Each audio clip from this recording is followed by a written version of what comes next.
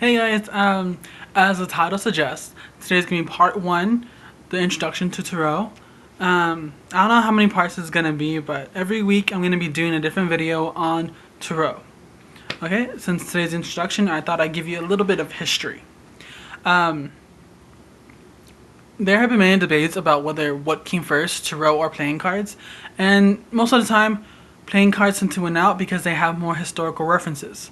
And then also, according to the Encyclopedia Tarot, the first mention of Taroshi cards was back in 1367. So tarot cards have been around for pretty much close to 800 years now. And also the oldest known deck to date is a Pierpoint Morgan Bergamo deck, and actually 74 of the original 78 still exist.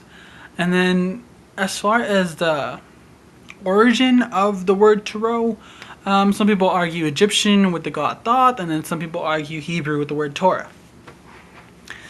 So you have that. You have some little history now. You're a little bit more informed. But I'm also here to recommend books to people who are just beginning to read tarot or want to learn more about tarot. The first book I have here is called Tarot for Beginners by Olympius.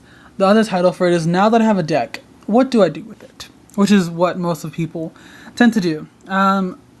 Olympia's here. I've met her in person. She's a wonderful woman. She's also a certified tarot grandmaster. So I would say that's pretty freaking cool. But this book goes pretty much over the ethics of being a professional reader, and it goes over some ways to learn how to read tarot, and it goes over the cards themselves, and it has a few little spreads in it, but not that many. I still recommend it because it's such a great book, and it's so full of chock information, and also it's free. I put a link below to where you can go get the book for free, but I also recommend that you donate something to her, because she put her time and effort into this book, and she put it out there for people to use and people to have for free. So I recommend that you go ahead and donate something to her. The second book I have here is called The Tarot Bible by Sarah Bartlett. And while it's a little bit fluffy, it does have plenty, and I mean plenty, of tarot spreads. It has simple spreads like that, and then little more complicated ones like that. It is a little fluffy, and I do understand if people are, offended by the term fluffy, and I do apologize, but that's just how I feel about it. And then as far as tarot decks, I have 3 different ones here. They're in the categories that I put them in. The easy, intermediate, and mean decks. This one's easy because it's 3 swords through a heart.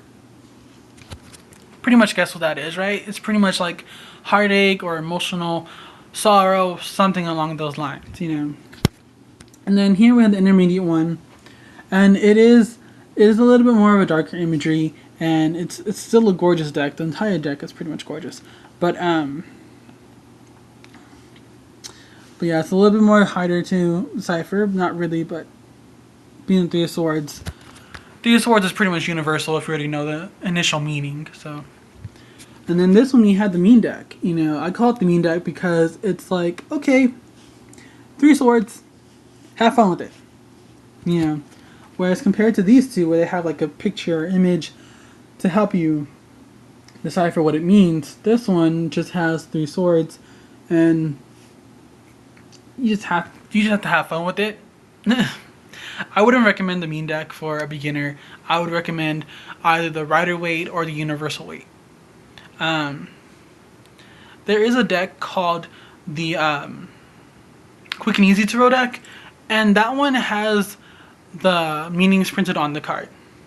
And being taught how I was in tarot, I don't really agree with this style of deck, because the way I was taught to read, the way I was taught to read as if I was going to be reading professionally. So I was taught to look at the card first and decipher what it meant before I went to the book and checked to see if I was anywhere close to what the book said it meant, you know. And after a time, you don't even look at the book anymore, because then you just start feeling the intuition. You just start seeing the messages form together and start melding together, and it just takes time, you know. And you can use the book in the beginning. I just wouldn't. I would toss out the book the first thing I got. But yeah. But that's all for now. That's all the introduction I have for you. I also put a link below for the Tarot Bibles. You can go ahead and check that out and see if you want to buy that as well. It's kind of expensive, but I do recommend it. And also next week I'm going to be going over the first 6 or 7 of the Major Arcana. And I'm going to actually split up the Major Arcana because the Major Arcana, the cards themselves typically represent more significant parts in the reading. You know, if it's a life spread and multiple Major Arcana comes up, then it's pretty much pay attention to this shit or else you won't. Yeah. But that's pretty much it for this week, guys.